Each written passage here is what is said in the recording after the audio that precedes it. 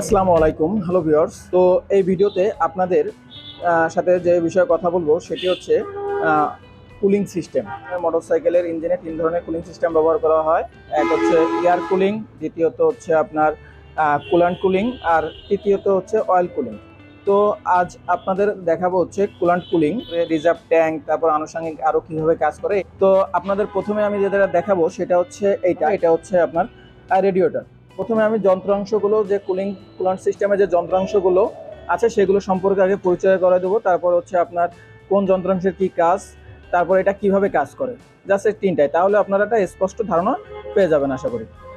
তো প্রথমে শুরু করা যাক রেডিয়েটর দিয়ে। তো এই যে দেখতে পাচ্ছেন, এই যে হচ্ছে রেডিয়েটর কিছু অংশ বিশেষ নিয়ে গঠিত। তার ভিতরে আছে হচ্ছে আপনার, এটা হচ্ছে pressure cap, radiator pressure cap. রেডিয়েটরে দেখতে পাচ্ছেন এই যে একটা ট্যাঙ্ক, এটা হচ্ছে এই আরেকটা ট্যাঙ্ক। তো রেডিয়েটরে দুটো ট্যাঙ্ক থাকে, একটা হচ্ছে লোয়ার ট্যাঙ্ক, এটা হচ্ছে আপার ট্যাঙ্ক। তো এইটা হচ্ছে লোয়ার ট্যাঙ্ক। লোয়ার ট্যাঙ্কটা হচ্ছে নিচ থেকে পাইপ যায়, আর এই পাশে আপার ট্যাঙ্কটা দেখতে পাচ্ছেন যে আপার ট্যাঙ্কটা উপর থেকে যায়। আর এইখানে যেটা দেখতে পাচ্ছেন এটা হচ্ছে এই যে কোর, আর এই নিচে এইগুলো দেখতে পাচ্ছেন এইগুলো হচ্ছে ফিন্স। এইখানে মূলত বাতাসটা এইখানে লাগার কারণে, তো এটা এই ফিন্সের মাধ্যমেই এইখান থেকে যে সরবরাহ যে কুলানটা ঠান্ডা হয়ে থাকে। তো আমরা প্রেসার ক্যাপ দেখলাম, লোয়ার ট্যাঙ্ক দেখলাম, আপার ট্যাঙ্ক দেখলাম, কোর দেখলাম, ফিন্স দেখলাম, আর এটা হচ্ছে লোয়ার হোস পাইপ। আর একটা পাইপ আছে সেটা হচ্ছে আপার হোস পাইপ, এটা হচ্ছে আপার হোস পাইপ। তো এটা কিভাবে কাজ করে সেটা সেই প্রসঙ্গে পরে যাচ্ছি। তো আগে প্রত্যেকটা যন্ত্রাংশের সাথে আপনাদের পরিচয় করা দিচ্ছি। রেডিয়েটরের পিছন সাইডে গেলে দেখতে পারবেন যে এইখানে একটা ফ্যান আছে। তো এবারে যাওয়া যাক ইঞ্জিনের সাইডে। তো ইঞ্জিনের সাইডে দেখতে পাচ্ছেন এই একটা সেন্সার আছে ইঞ্জিনের সাথে লাগানো, এটা হচ্ছে ইঞ্জিন টেম্পারেচার সেন্সার। তো এইবার হচ্ছে আমরা ওই পাশে যাই।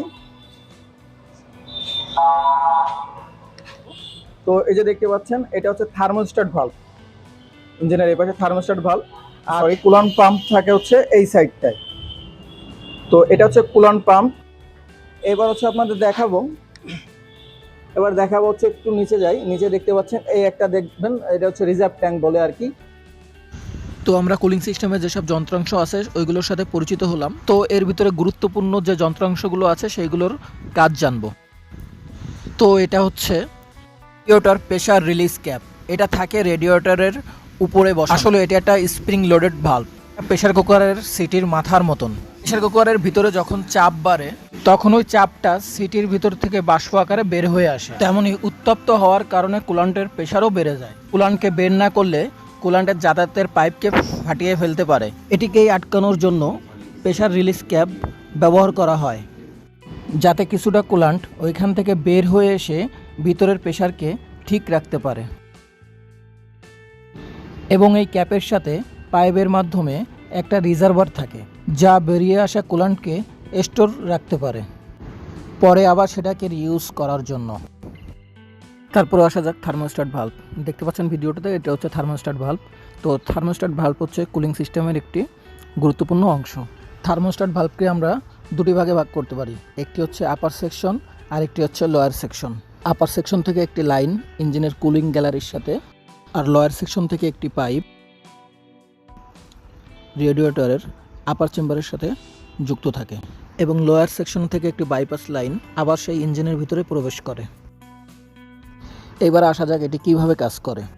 থার্মোস্ট্যাট ভালভের ভিতরে নির্দিষ্ট তাপমাত্রার কুলেন্ট যখন পাস করে ততক্ষণ এটি থার্মোস্ট্যাট ভালভের আপার সেকশনকে বন্ধ রাখে এবং বাইপাস লাইনকে ওপেন করে রাখে, যাতে করে কুলেন্ট রেডিয়েটর পর্যন্ত পৌঁছাতে না পারে। যখন কুলেন্টের টেম্পারেচার একটি নির্দিষ্ট তাপমাত্রার উপরে উঠে যায় তখন ভালভটি খুলে যায়, ফলে আপার সেকশনটি খুলে যায় যাতে কুলেন্ট রেডিয়েটর পর্যন্ত পৌঁছাতে পারে। আর যেটি দেখতে পাচ্ছেন এটি হচ্ছে কুলান্ট পাম্প। এটি কুলিং সিস্টেমের একটি গুরুত্বপূর্ণ অংশ। তো আসা যাক এখন এটির কাজ কি। তো এটির কাজ হচ্ছে রেডিয়েটর লোয়ার ট্যাঙ্ক থেকে আসা ঠান্ডা কুলান্টকে পাম্প করে আবার ইঞ্জিনে পাঠিয়ে দেওয়া এবং কুলান্ট সরবরাহ লাইনের চাপকে বজায় রাখা। তো এখন জানা যাক টোটাল কুলিং সিস্টেমটা কিভাবে কাজ করে। ইঞ্জিন যখন প্রথম স্টার্ট করা হয় তখন নির্দিষ্ট তাপমাত্রায় আসা পর্যন্ত গরম হতে থাকে। তখন ইঞ্জিনকে ঠান্ডা করার কোনো দরকার পড়ে না। তাই ইঞ্জিন থেকে কুলেন্ট থার্মোস্ট্যাট ভালভে পৌঁছায় এবং ভালভ ক্লোজ থাকায় সেটি বাইপাস লাইন হয়ে আবার ইঞ্জিনেই ফিরে আসে। অর্থাৎ তখন রেডিয়েটর পর্যন্ত কুলান্ট পৌঁছাতেই পারে না। এরপর ইঞ্জিন কিছু সময় চলার পরে নির্দিষ্ট তাপমাত্রার থেকে বেশি গরম হয়, সেই সাথে কুলান্টও গরম হয়।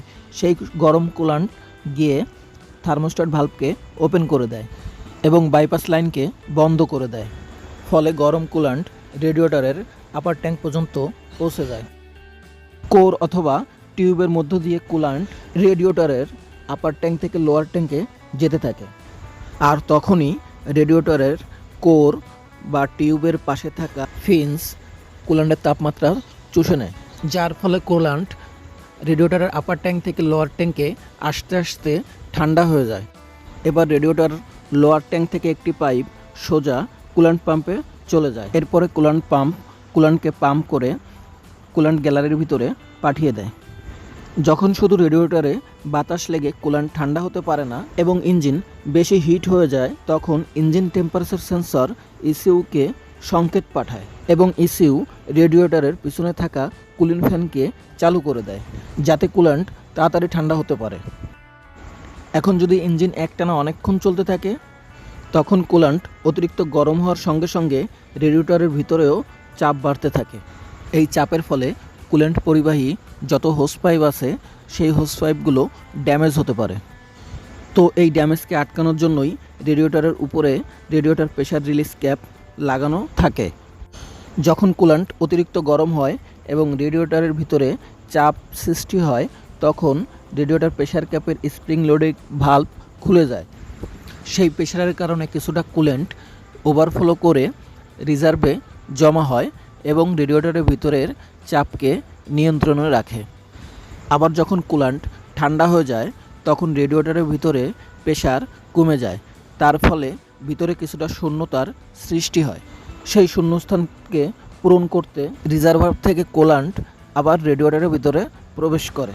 এর ফলে কুলান্টের পরিমাণ রেডিয়েটরের ভিতরে ঠিক থাকে।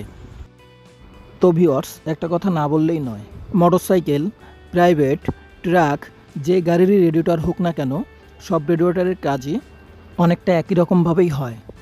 তো এই ভিডিওতে আমি যা কিছুই বললাম সমস্ত গাড়ির রেডিয়েটর ক্ষেত্রেই তা প্রযোজ্য।